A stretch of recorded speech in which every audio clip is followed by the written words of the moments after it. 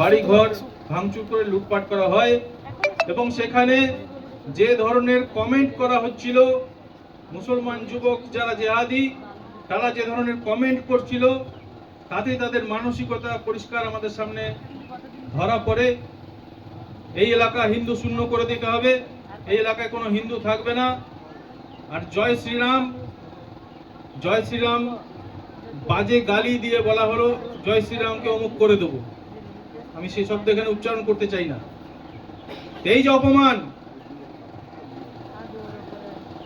একদিকে আমাদের হিন্দুরা অপমানিত হচ্ছে, অত্যাচারিত হচ্ছে, এই পরিস্থিতিতে এখানে হোলি মিলন সম্বর্ধনা এটা ঠিক সহ্য করা বা নেওয়া যায় না।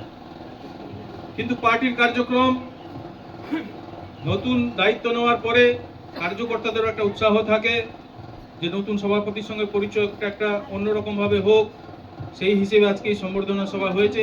এই আয়োজন করার জন্য সবাইকে আমি ধন্যবাদ জানাচ্ছি, যারা এসেছেন সবাইকে আমি ধন্যবাদ জানাচ্ছি।